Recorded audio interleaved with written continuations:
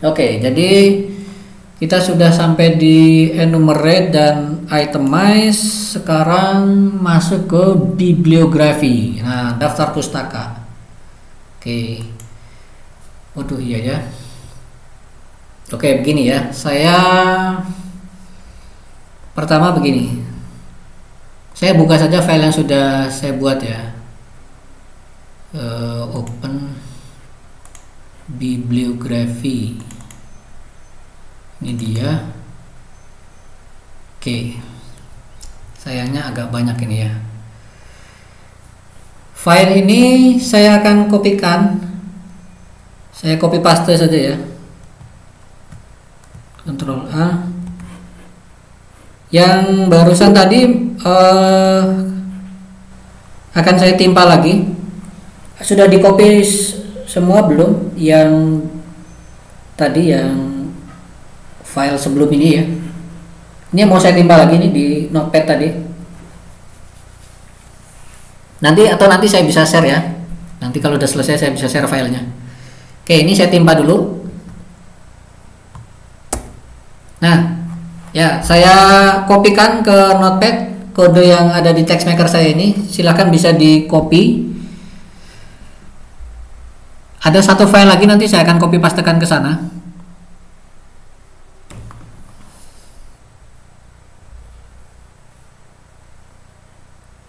Ya. Kalau sudah, saya akan copy pastekan lagi satu file lagi yang dibutuhkan, yaitu file ini, file yang barusan saya copy paste yang tampil di layar ini. Silahkan di save dulu dengan nama file terserah ya. Kemudian sekarang kita buat file baru. Filenya jangan diberi nama dulu. Saya akan buka file saya. Nah, ini dia ya. Ini akan saya copy paste semua ke notepad lagi. Oke, notepad tadi saya timpa lagi dengan yang ini. Nah, itu dia. Lumayan agak panjang ya. Jadi begini,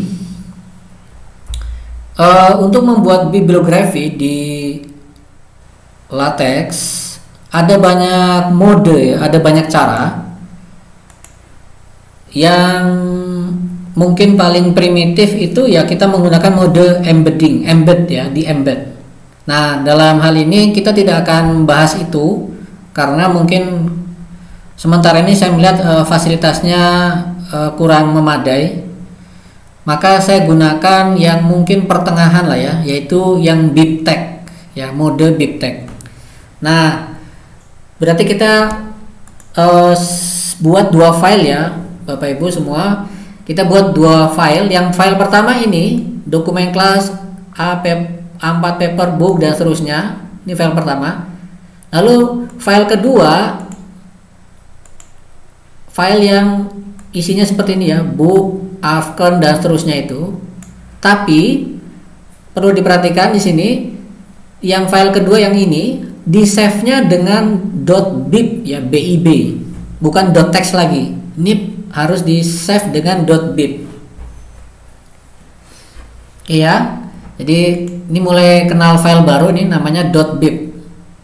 Kalau kemarin-kemarin sampai tadi kita masih .text semua, ini .bib.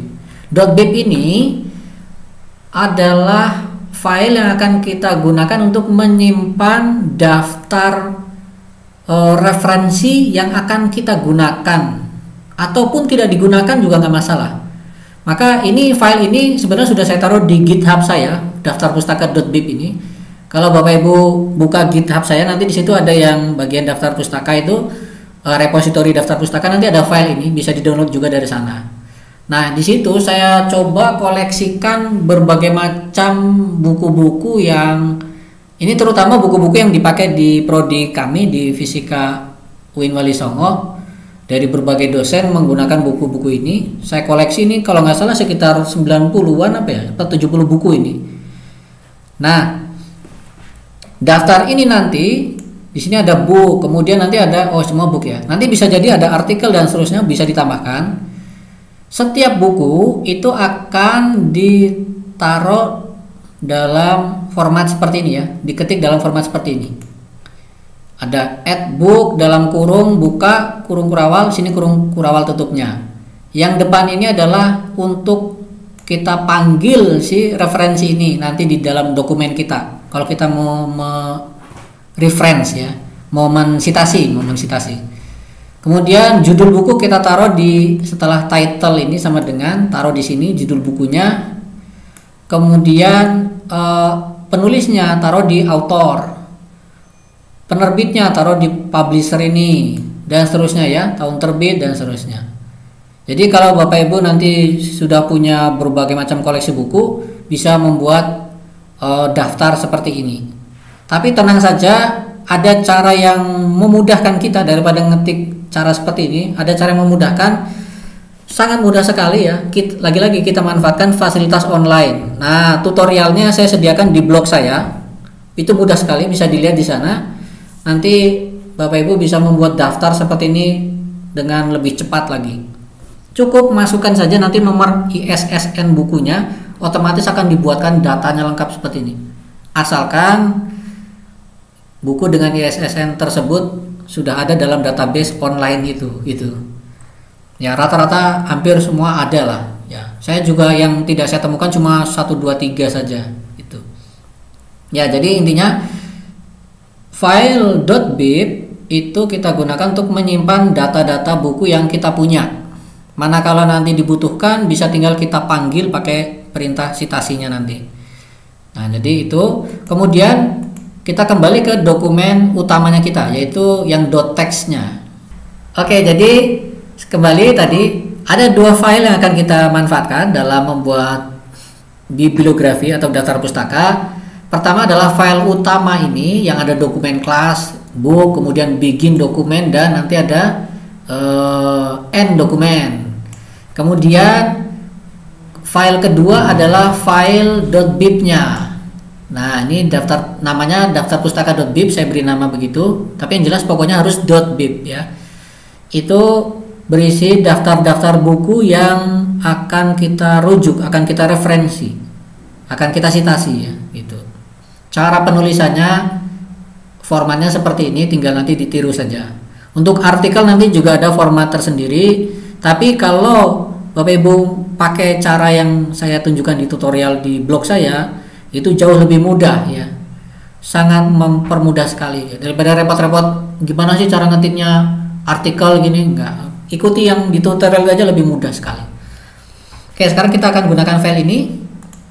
Lanjut balik ke sini ke file.text-nya. Ada beberapa package ini saya masukkan. Ada hyperref dengan option ini, corollin dan seterusnya. Ada bahasa ya. Kemudian indent verse, ada talk bibin ya. Masing sama netbib ya, sama netbib. Masing-masing ini semua sama netbib ini. Masing-masing ini semua saya berikan penjelasannya di bawah ya, setelah end dokumen. Saya berikan penjelasannya di bawah sini. Oke. Apa-apa yang saya nyatakan di sini sebagai penjelasan itu akan saya beri tanda persen 2. Ya, jadi tidak perlu dihilangkan tanda persennya. Kemudian apa-apa yang bukan penjelasan tapi bisa dipakai bisa tidak, itu saya beri persennya 1. Artinya apa? Kalau dibutuhkan persennya dibuang saja yang satu ini. Kalau dibutuhkan ya. Seperti ini contoh, ini kan persennya 1. Nah, ini bisa dibuang kalau kita membutuhkan perintah ini dia, gitu.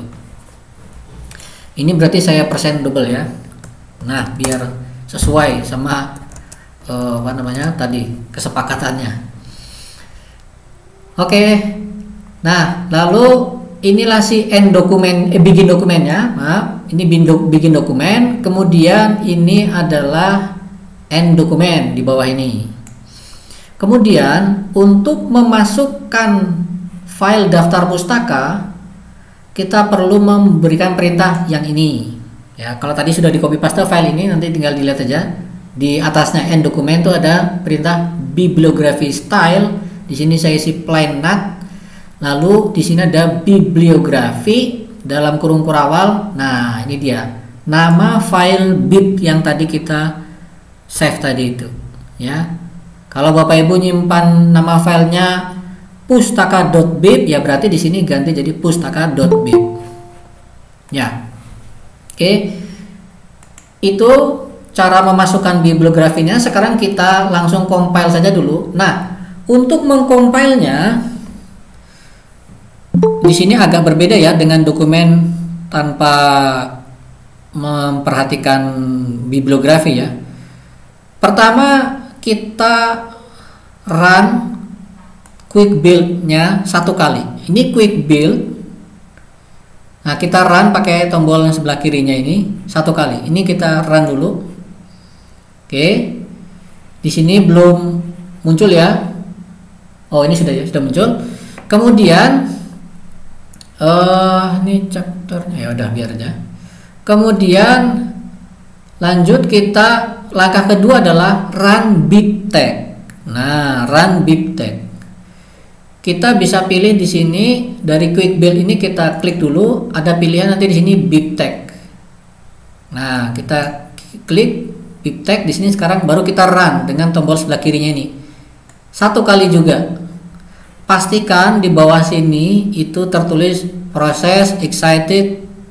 Ini bacanya excited atau bukan ya? Normally gitu ya. Proses telah keluar dengan normal gitu ya. Berarti ini harapannya tidak ada problem kalau sudah ada komentar seperti ini.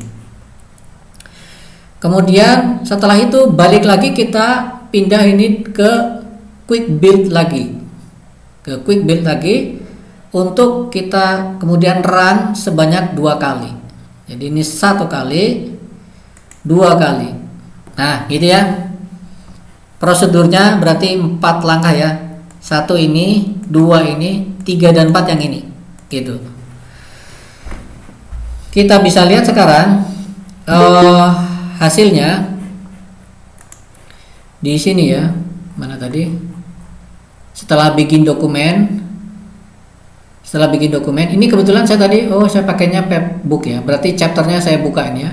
Setelah bikin dokumen, di sini ada table of contents ya. Itu seperti kemarin sudah dijelaskan mungkin sama Pak Irman. Ini untuk membuat daftar isi ya, membuat daftar isi. Ini dia daftar isi ini.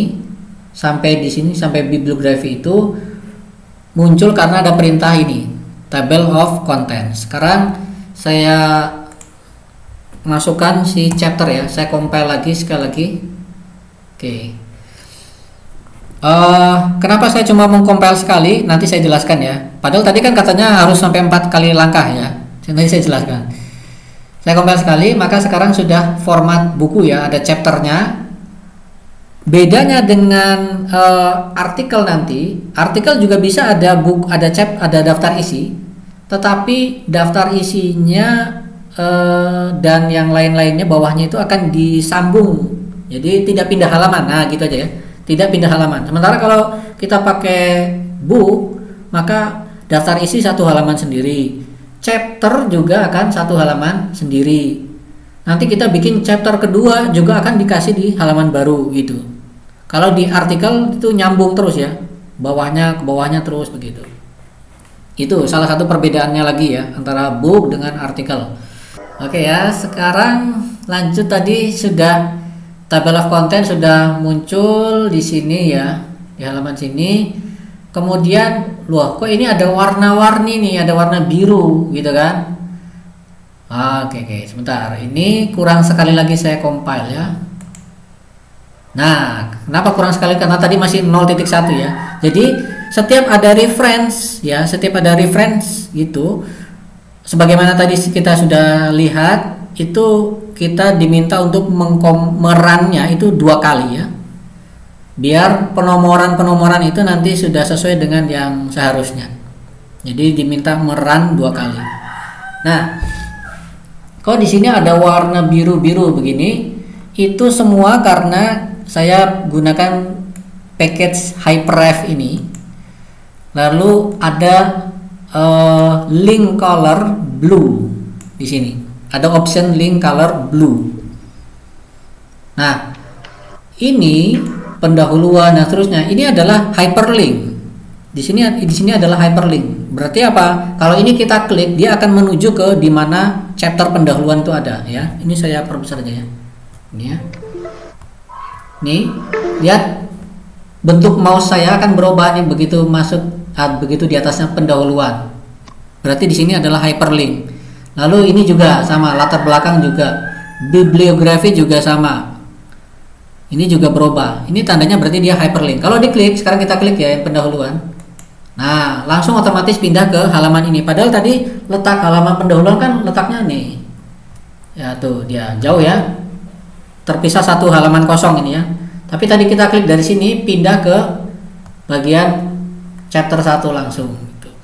Ya, itu dia karena dia hyperlink. Tadi karena saya pakai hyperref dan di sini warnanya diperbolehkan karena di sini ada color link sama dengan true itu.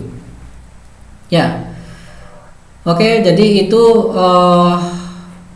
sampai di mana tadi? Sampai di sini. Sampai di daftar isi ya tadi, sudah. Lalu kemudian chapter pendahuluan, section latar belakang itu sudah paham semua insyaallah ya, kemarin sudah dibahas sama Pak Irman. Ada pendahuluan, ada section atau subbab. Kemudian kita juga dengan hyperlink tadi, hyperref, package hyperref, kita bisa memberikan link untuk URL ya. Misalkan dalam dokumen kita mau menyertakan suatu alamat website, kita bisa menjadikan dia sebagai hyperlink. Nah, caranya ya URL ini dia gitu ya. Itu sudah. Ini sekali lagi URL karena kita biar dia bisa ngelink itu karena kita manfaatkan tadi hyperref tadi. Ini kalau diklik akan terbuka alamat yang sesuai ini gitu. Oke, nah barulah sekarang kita masuk ke citasinya. Tadi kita sudah memasukkan file bibnya, maka sekarang bagaimana cara kita mensitasi? Defaultnya atau cara paling primitifnya ya dalam LaTeX untuk mensitasi itu adalah menggunakan perintah cite ini ya, garis miring cite ini.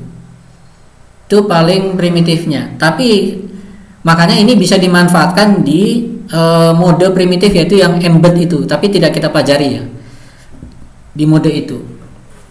Kita lihat ini ya, untuk baris pertama ini itu hasilnya adalah seperti tampil di bagian pertama ini ya, bagian pertama ini dia ya. Ini pakai cite menurut. Nah, lihat di sini kita merujuk ke Bezier 2002 JH minus JH. Itu adalah, kita buka sekarang file .bib-nya. Ini dia nih ya, Bezier 2002 minus JH. Jadi apa-apa yang tertulis di bagian awal setelah book ini ataupun nanti yang artikel dan seterusnya, itulah labelnya ya. Kalau kayak tadi kita di gambar tadi kita merujuk labelnya. Nah, di pustaka kita labelnya adalah yang ini. Inilah yang kita akan panggil gitu ya. Ini adalah yang akan kita panggil. Maka kita bisa lihat ya, ini karena ini juga sudah hyperlink warna biru, saya klik aja biar saya bisa pindah langsung ke bibliografi. Nah, ini dia, itu adalah yang ini, Arthur Bezier ini ya, Arthur Bezier. Bisa diperhatikan di sini cuma ada 3 saja ya untuk bibliografinya. Padahal file .bib-nya ini kalau dilihat ini dihitung ke bawah ini bisa sampai mungkin kayaknya sekitar 90-an ya. Nah, jadi yang akan ditampilkan dalam bibliografi kita itu defaultnya hanya yang kita citasi saja. Tuh, enak kan gitu. Yang akan kita citasi saja. Nah, bisa nggak semuanya ditampilkan? Bisa sih, pakai perintah tambahan nanti, tapi mungkin itu jarang digunakan ya. Kita bahas di tempat lain aja.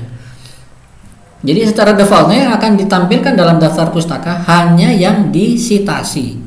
Meskipun kita di sini di dalam file ini kita menyediakan ribuan buku dan artikel gitu ya, tetap hanya yang disitasi saja yang ditampilkan di sini. Kemudian kita lihat ya, berikutnya di sini ada Cite Arfken CE ya.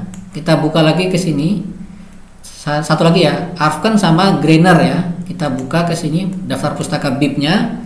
Ini Arfken, ini bawahnya nanti ada yang Greiner. Mana ini? Nah ini dia Greiner. Saya sengaja pilih 3 tadi ya, Arfken, Beser sama Greiner. Kenapa? Saya akan memberi contoh ini ya. Yang Beser ini penulisnya satu saja, satu orang. Ya, penulisnya satu orang. Jadi kita lihat dari sini, Arfken itu, Beser itu penulisnya satu orang ya, Beser, Arthur. Ini nama depannya ditaruh di setelah koma ya, Arthur Beser nih. Ini satu orang penulisnya. Kemudian untuk Arfken Weber itu 2 orang ya. Arfken Weber itu 2 orang. Ini dia, George B. Arfken dan satu lagi Hans J. Weber, ini itu 2 orang. Jadi Arthur Beser 1 orang penulis, Arfken Weber 2 orang, dan yang Greiner di sini ada 3 orang. Tadi kita bisa lihat di sini, ini Greiner, ada Walter Greiner, kemudian ada L. Neis ini ya, kemudian ada Horst Stocker ya. Jadi saya contohkan 1 penulis, 2 penulis, dan 3 penulis. Kita lihat apa hasilnya ketika kita citasi. Ya, maka di sini saya gunakan cite 1 penulis, ini cite 2 penulis, di sini cite 3 penulis. Kita lihat tadi hasilnya adalah ini dia. Kalau pakai cite, nama di luar tanda kurung, lalu ini tahunnya. Lalu ini 2 orang, Arfken dan Weber, tahunnya dalam kurung. Lalu yang 3 orang, perhatikan di sini otomatis tertulisnya Greiner et al. Ini, ya, otomatis seperti itu. Jadi kalau penulisnya lebih dari 2, menggunakan perintah cite ini akan otomatis dikasih et al. Kasih nama pertama saja, lalu sisanya diganti jadi et al. Itu pakai cite. Kemudian ini perintah cite tadi bisa digunakan untuk, atau ini yang default untuk yang mode primitif ya, perintah cite ini. Jadi kalau pakai mode embed, pakai perintah cite bisa bekerja. Sekarang kita lihat perintah citet. Ada T-nya. T-nya di sini maksudnya tekstual ya. T-nya di sini maksudnya tekstual. Sama, saya akan mengutip 3 macam tadi, penulis 1 penulis, 2 penulis, dan 3 penulis. Nah, hasilnya tidak ada perbedaan dengan yang cite ya. Ini bisa dilihat, ini hasil yang kedua itu yang ini. Ya. Tidak ada perbedaan dengan yang kedua. Nah, tapi yang perlu kita pahami di sini, perintah citet ini dan juga nanti citep dan bawah-bawahnya lagi ada cite alt, ada cite alp, dan seterusnya. Itu adalah perintah yang disediakan oleh package NatBib ini, gitu ya. Makanya sekarang kalau ini saya tutup NatBib-nya, lalu coba saya kompilasi, saya run, langsung di sini ya, undefined control sequence pas bagian citet ini, lihat, ya, jelas sekali bahwa citet ini dan nanti ke bawahnya juga sama ya, citep dan seterusnya, itu juga adalah perintah yang tidak dikenali. Karena apa? Package NatBib tidak kita include-kan di sini. Nah, sekarang kita buka lagi ya. Nah, ini lihat baru sekali ya. Coba kita compile sekali lagi. Ya, ada ya, sudah tampil normal.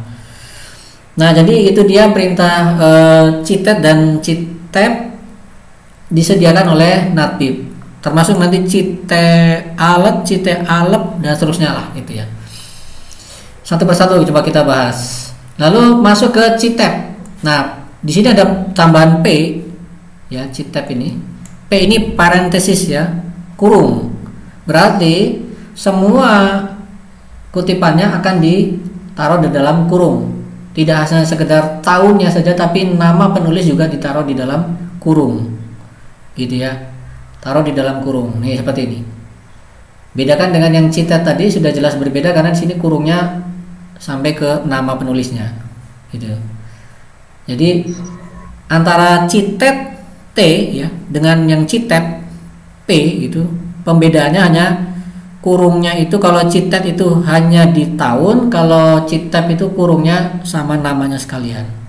Tergantung nanti kita penggunaan di dokumen kita bagaimana kan, bisa menyesuaikan. Kurungnya kok kotak, bisa nggak kurungnya kurung lengkung? Bisa ya. Kita masukkan saja di sini option di NatBib-nya ini, kita kasih round ya. Round, coba kita kasih round, kita compile ya, berubah ya jadi kurung lengkung seperti ini. Oke, kemudian lanjut, sudah cheat tab. Nah, lalu ada cheat alert. Cheat alert itu saya agak lupa ya, kita coba lihat.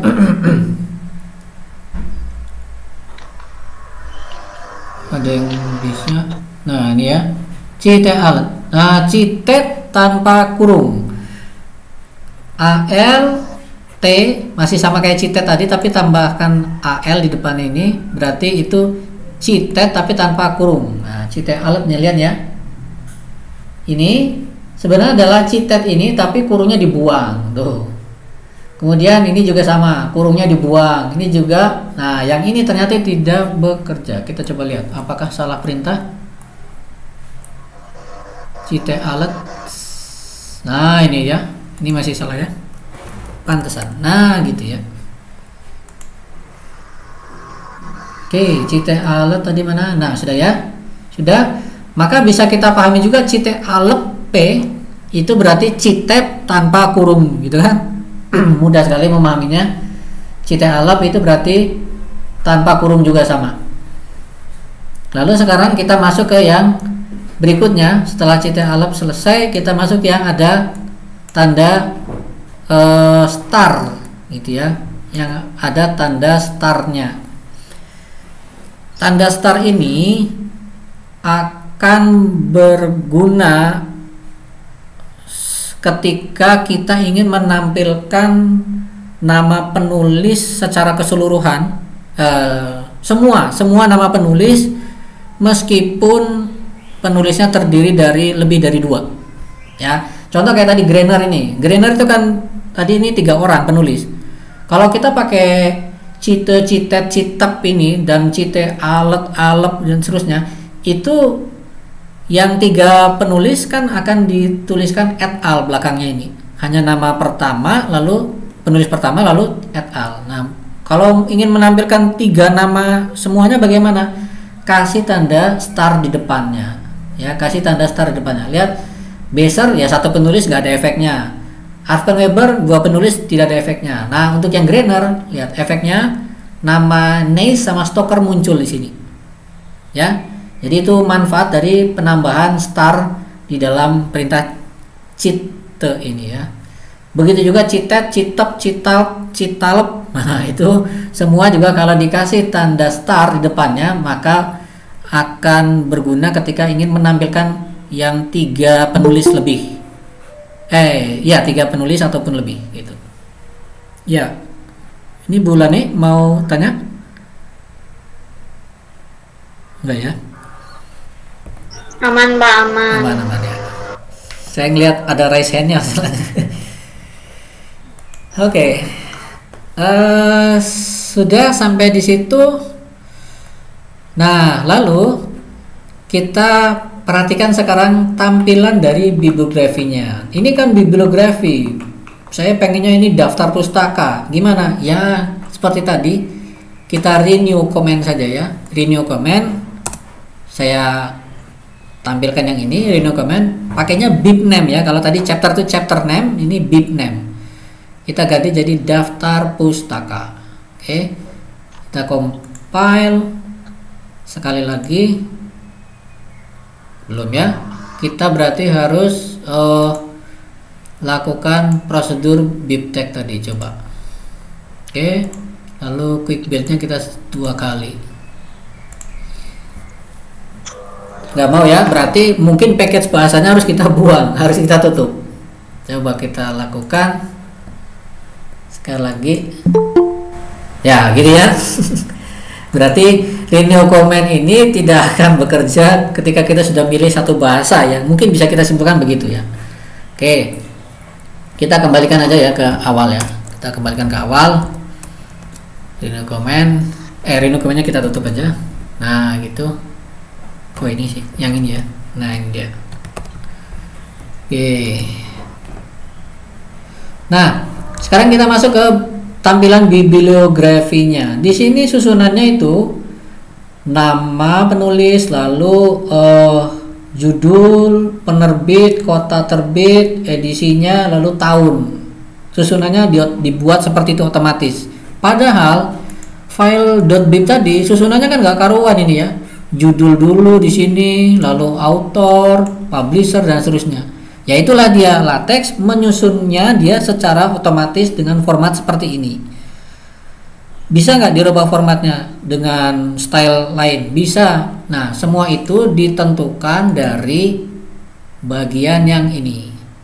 Bagian yang ini dia, bibliografi style. Tampilan yang seperti ini itu karena saya menggunakan style plain nut ini ya. Style plain nut. Maka kalau style ini saya ganti dengan yang lain, tampilannya juga akan berganti ya. Formatnya, penulisannya akan berganti. Di bawah saya berikan contoh-contoh untuk style yang bisa kita manfaatkan di BibTeX ini. Ini dia ya.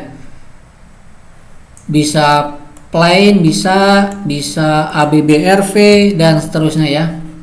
Kita coba contoh pakainya yang UNSRT. Ini yang atas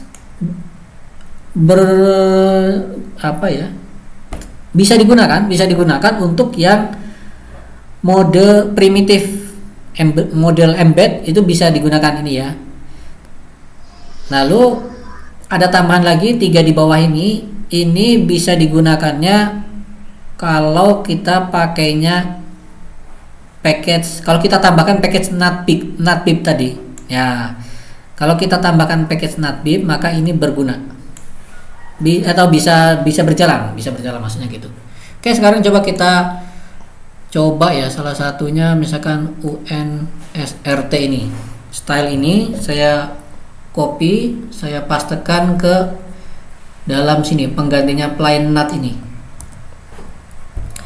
Kita coba. Nah, prosedur ini tadi run quick build 1 kali, BibTeX 1 kali, quick build lagi 2 kali, itu semua kita wajib jalankan kalau kita mengganti style bibliografi ya. Kalau kita tidak mengganti style bibliografi maka kita nggak perlu melakukan prosedur ini seperti ini. Seperti tadi saya cuma ganti saya cukup langsung compile saja gitu. Tapi karena sekarang saya ganti style bibliografinya maka saya harus jalankan prosedur ini. Quick build 1 kali, lalu saya pilih BibTeX run lagi, excited normally, lalu saya quick build lagi 2 kali, 1 2. Nah, ternyata hasilnya ya, package NatBib bibliography not compatible with author year citation. Nah, mungkin di sini bisa jadi ada satu perintah dari NatBib ini yang tidak bisa berjalan dengan ini ya, dengan yang ini. Maka untuk NatBib akan lebih aman kalau kita pilih yang ini ya, di antara 3 ini. Tapi mungkin nanti Bapak Ibu bisa nyoba sendiri di antara sekian ini mana yang memang betul-betul kompatibel secara keseluruhan dengan semua perintahnya NatBib gitu ya. Yang jelas barusan kita coba yang UNSRT ini tidak kompatibel ya. Ada yang tidak kompatibelnya. Oke, sekarang saya ganti aja yang ini ya. Yang seharusnya dia sudah kompatibel jelas ya. Tadi kan planet, kita pakai yang ini. Coba kita masukkan ke sini, kita jalankan lagi quick build 1 kali, lalu ini biarkan saja semua di bawah ini. Lalu BibTeX 1 kali, excited normally, lalu quick build lagi 2 kali. Coba kita lihat. Nah, sudah ya. Bedanya apa ya bedanya ya dengan yang tadi ya? Ya nanti bisa dicoba-coba sendiri ya, intinya gitu. Yang jelas menurut si NatBib-nya yang sudah dia sediakan tambahan style adalah seperti ini ya.